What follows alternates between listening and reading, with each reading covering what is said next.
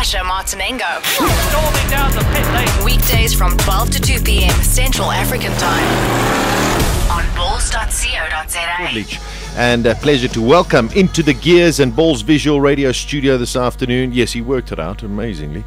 5 times South African champion, and as I mentioned a little bit earlier on in the show, in my opinion, one of the greatest drivers I've ever watched in South Africa. It's none other than Anthony Taylor. Anthony, great to see you. Good to be here, Sash. I'm actually glad to be here. Oh, good. Did I read that properly? One of the greatest drivers ever. That's what Freddie sent through to me to read. I think that's what a lot of people would like to believe, and yeah, maybe it is. I don't know. Geez, Anthony, I mean, it's incredible. You've been racing for how many years now? It'll be my 31st this year. I started at the age of 8, actually, in motocross, and I did 2 years of that, and I broke my leg fairly badly. And then my old man said, "No ways, that's enough of bikes," and then he put me into a kart. And then slowly from there we progressed into a single-seater and then saloon cars. See, it's incredible. What a journey it's been. Have you always been Joburg based? Yeah, my whole life has been. West Rand, I actually grew up in Tarleton, of all places. In the West Rand. In the Woesrand. In the Woesrand. And then my You were at Krugersdorp High? No, I actually went to Princess High. Suits you. Which is a thanks, eh? Thanks, doll. But your brother went to my brother went to Krugersdorp High. Yeah. Okay, he went to school with a friend of mine, Ruggiero. Okay. Huh. I don't know. I was very clever. I left school in end of standard 6 and started working. I did a trade because I really battled. I think I'd still be there if I had to try and get my matric. But yeah, nevertheless, it's turned out fairly well. Sipho Hotsticks Mabusa got his matric the other day, and he's 61 years old. And well you've done. not, and yeah, I'm not going to try. Okay, so you're not going to go for that. No. I mean, it's an incredible 31 years you've been racing, Anthony. Karting, so you went from karting, you went to single seaters. Yeah, that was in '89. I did single seaters, and what formula was that? Like Formula Ford? No, Formula GTI. Oh yes, okay. And I was my very first race ever on main circuit. I won, and that was at Valcom. And the following season I won the championship. Okay. And also won the SA Drivers title that year as well. And at that stage, did you go and try and do something overseas? Did you go and race? Did you go and unfortunately, that it was still in the days of the apartheid era, and it was probably at its worst. Yeah. And it just never came about that I could get the opportunity. I went and drove a Formula 3.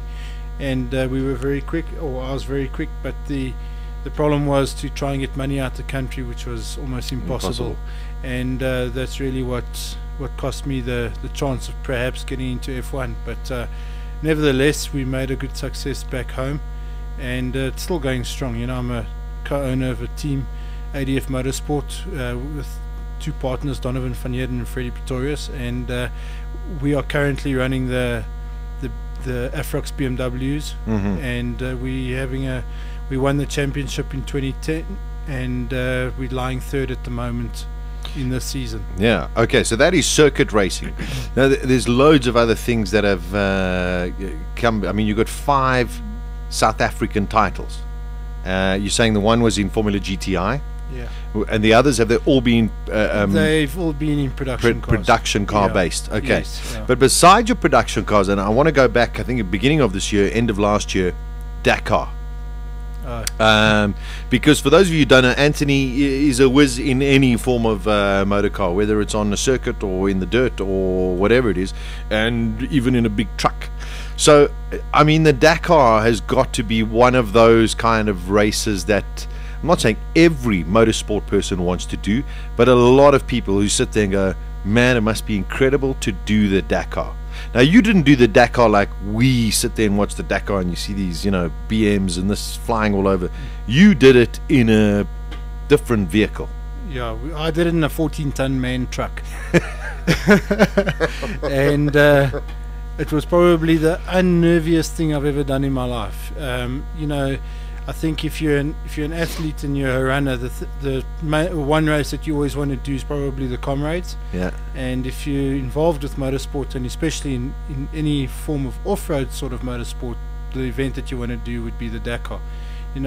currently back home here. I race a Toyota Hilux, the Castrol Toyota Hilux for Toyota in the ABSA Off-Road Series, and so having the connection with Glyn Hall as our team principal, he's very involved with the Dakar and he prepares or builds cars for an overdrive. I think team. They had a terrific first ever outing. They did. They had a fantastic outing, but the connection is what allowed me to get the drive in the truck. I was a support truck for Alfie Cox and Annie Roma, and that was beginning of last year, so it was 2011. That's right, Dakar. And but Sasha, as amazing as what it was, and how nice it was to have been there and to have experienced it, I'll never do it again in a truck.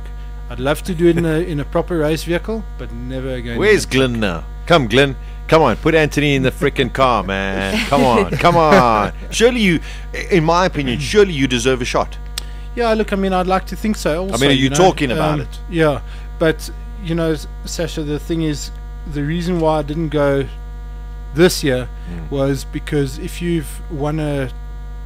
I had won a championship in South Africa in the off-road series, the chance would have been better for me to go, because fair enough, what happened was with Duncan, he had never done it before, but because he's got 2 national championship titles in the off-road series, that allow him a top 20 start position for the Dakar, which is worth gold, because he eventually started 13th on the road, and the first day he sat behind, he started off pretty slow because he didn't know how to approach it, and he lost about 3 or 4 positions. It took him 9 hours to pass those 3 cars again, because the dust is just so bad. So if you don't have that top 20 start position, then you're going to battle. It's going to be a long race for you.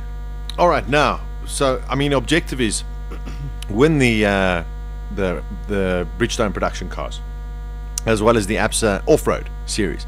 Last weekend you guys were racing up at Sun City. That's correct, yeah. And I believe in very trying conditions, because you're talking about dust in the Dakar. It's the middle of winter here in South Africa. You're up in the Pilanesberg. It's going to be very, very dusty, but I believe you had a terrific result. Yeah, we had a good race. What they've done now because what's very important with the ABSA off-road series is the prologue. It's like you're qualifying. Yeah. And what they've done is every driver is seeded, and what they've done is they've taken, if it's the top 40, they've split them up into groups of 10. Okay. And I'm the top seed in our category, and the guy that actually got pole, he's the top seed in his category, which is the third bunch of guys. Okay. So what happened was, it was our chance to go first, so we did all the route finding, and that there were some sections of the route that were pretty tricky and it cost us a bit of time. And Christian Deploy in the BMW, who got pole and eventually won the race, he was number 30 on the road, so it was like a highway for him to go through.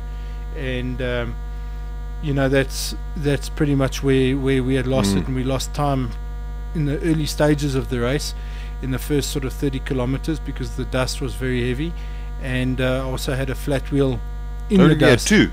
Sorry? Did you have two flats, or just the one? No, we had 2. We had one early in the morning, about 10 k's in, and then one about 60 k's from the end. But how long does it take you to change a tire? A minute and a half.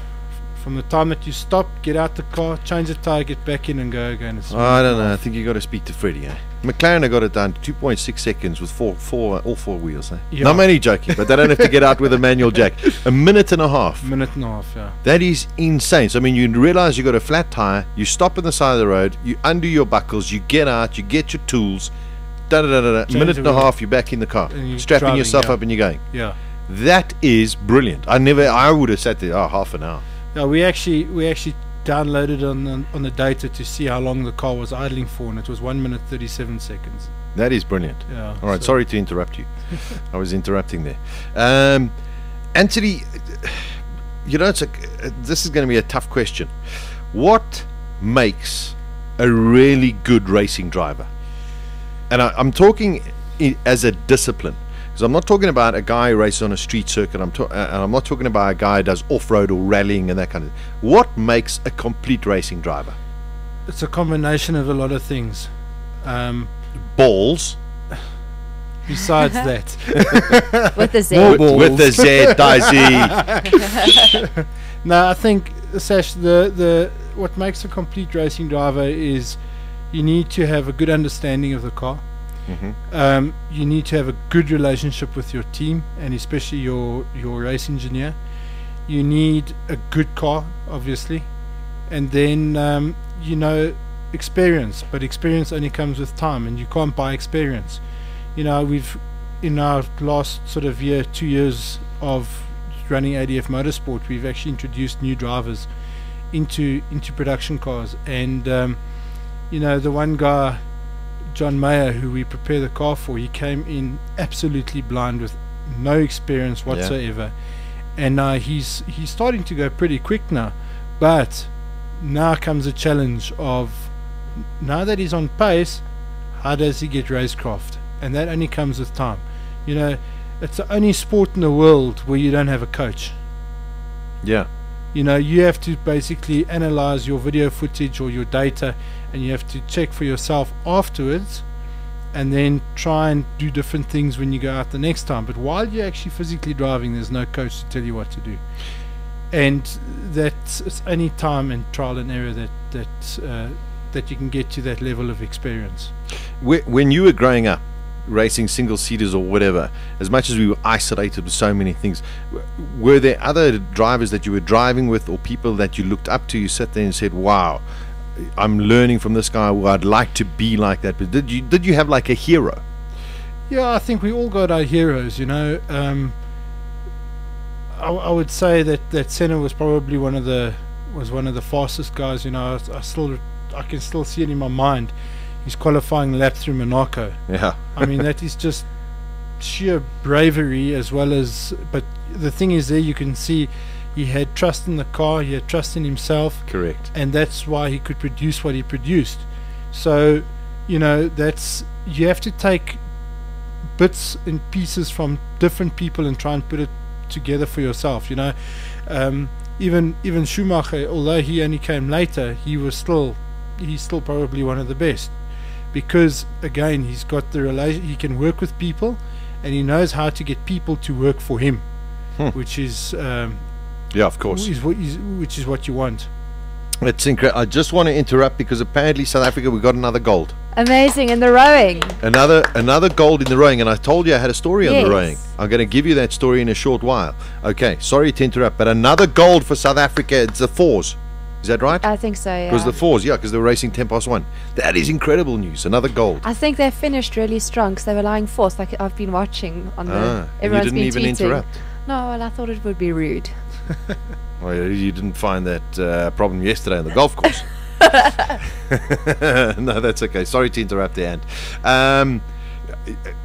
Speaking of like colours and Springbok colours, Protea colours, I mean, have you ever been awarded these things in South Africa? No, and yet I know you have to compete in an international event to receive like Springbok or Protea colours. Oh, really? Okay, I wasn't aware of that. That's what I was told, but I've got my national colours through MSA, through Motorsport. Okay, but I haven't got Protea or Springbok colours. I think it is time we get the Minister of Sport on the show, Minister Fikile Mbalula. We need to get him on the chat. Yeah. That's the sad thing about motorsport, is that we're at the highest level of motorsport in the country, yet we don't get the recognition of, let's say, for example, our rugby, soccer, cricket players get. Which is sad.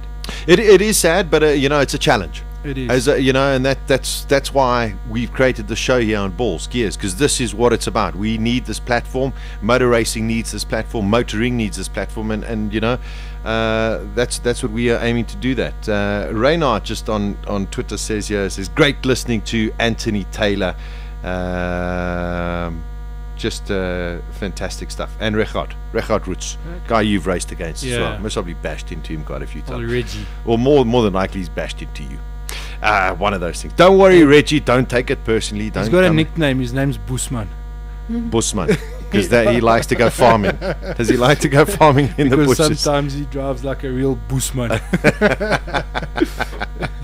Anthony, so, racing is in your blood. Surely, I anticipate that there's got to be an opportunity to do a Dakar in one of the South African prepared Toyotas. I really do believe that there's a chance. How are you looking in the off-road ratings standings at the moment? Well, in South Africa, I'm lying second overall in the championship at the moment. Okay. About 23 points, I think it is, off Duncan, my teammate. All right. But as far as our seedings go, I am. So you're higher. I'm at the top. All right. So that's one thing that you got to go and do as well. Bridgestone production cars, you say you're lying third at the moment. You're in the BMs, beautiful sounding, beautiful looking, well prepared machines by Freddie. I must say, you're lucky you got him on your side. I'm gonna look at Freddie and get a nod from him. Is Anthony technically, does he give you the right information? Does it make sense to you when he needs something done in the car? He's just waved, said, not at all. Guy doesn't know a shock absorber from a wheel. Bicycle pump. Yeah. No. I mean, I've known you two guys for a bit, and I mean, I've seen you guys at tracks or whatever. And the one thing always is you're very analytical, Anthony. You're always sitting there and you're always trying to find something that's just going to make the car a little bit better. But it's amazing the technique that I've watched of you. You can drive around problems as well. Well, the thing is, we don't have. No car's going to be perfect. You'll never have the best car on the. It's how you get the car to be the best at the time on the day, and we run on a Bridgestone tire, which is the cars are very undertired for what they are, because they're producing in the region of about 300 kilowatts on the wheels. So the tire is your limiting factor, and it's how you get the car to work with that tire, and it's during a race. So for qualifying, you can get the perfect setup and you can go and drive the car like you feel comfortable, and it'll give you a lap time. Sure. But now you got that same setup for the race, or you might change it slightly, but then as the race goes on, so does the tire start wearing. So now you need to adapt your driving style to suit the tire, and that is something that not a lot of people can do. Comes down to racecraft. That's it. That's what it comes down to, is racecraft. Objective, I suppose, for the year, Anthony, is to win both championships. Yeah, look, I mean, from a personal level, that is really what I would like to achieve. But Sash, being a co-owner of a team takes a lot of pressure off me, and it takes a lot of pressure off my teammate. Yeah. Because now I don't have to win. As long as my cars win, I'm happy. So oh my word, he's becoming a team manager. Jeez, Anthony, just go back to racing the cars, please, man. Come on. But that's a big thing, because at the end of the day, if you've got pressure amongst two drivers, you don't want them to start racing each other and causing more drama and not winning. So that's what's the beauty about it. And it only comes with age that you actually start realizing that the bigger picture is more important than what's happening right now, and it's long term that you have to look at. Okay, well, hopefully one day when I get old, I'll figure that out.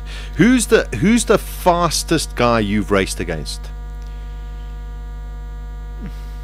Probably the guy that's given me the hardest time in my racing career is probably Julian Bailey, my teammate from '96 in the 3000 Super Touring cars. Touring cars, yeah. That's when I raced the Toyota Camry. He taught me a hell of a lot, coming from F1. Yeah. So he really, but it wasn't only speed; it's also in the mind. He did me in so bad in the mind that it was unbelievable, and that's something that I learnt off. Of course. But at the end of the year, he said to me, that because the last race of the season or whatever it was, I put it on pole. He says, how you did that, I don't know. You went through that corner there, you went to gear higher, which you haven't done before on any of your laps, and you decided to go one gear higher. How did you do that? That just comes. That's a gift, So he even tried, and he said that that's something that you can't take away. And so I'd say he's probably one of the guys that's given me the hardest times. And then currently right now there's the cars are very quick, you know. They are, and it's incredibly competitive. It is very competitive, but what makes it more difficult is that the cars aren't all exactly the same. Sure. You know, we got a 2-wheel drive, rear-wheel drive BM that we're racing against a 4-wheel drive Audi and the 4-wheel drive Subaru. So, you know, the challenge comes in different places. Of course. And, you know, Michael Steven is very quick, he's very smooth. Jan Fourie, another one that's a hard charger. Yeah. Henny can be fast, but he's bloody dirty. You know, he's not. Take that, Henny. He's not one of the cleanest guys around, but you know, we've had good challenges, you know, which is good.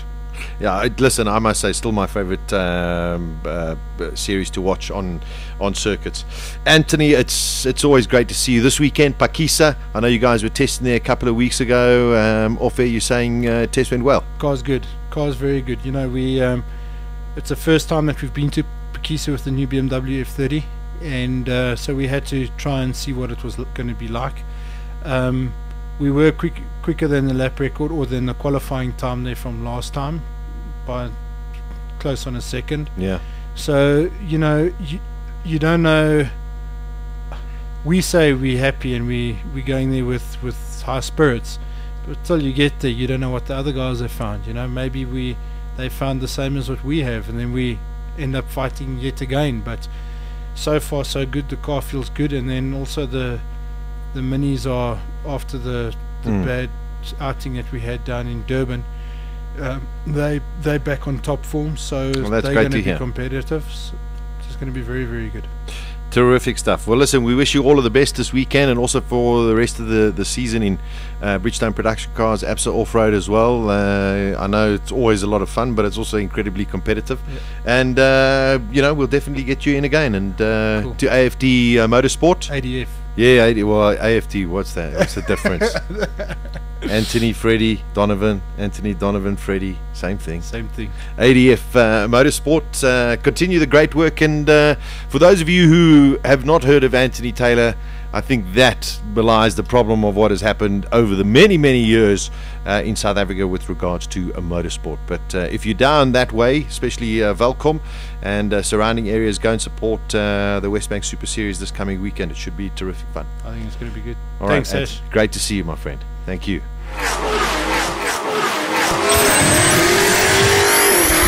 Gearz on bulls.co.za with Sasha Martinengo. He's kept himself out of trouble. Weekdays from 12 to 2 p.m. Central African Time.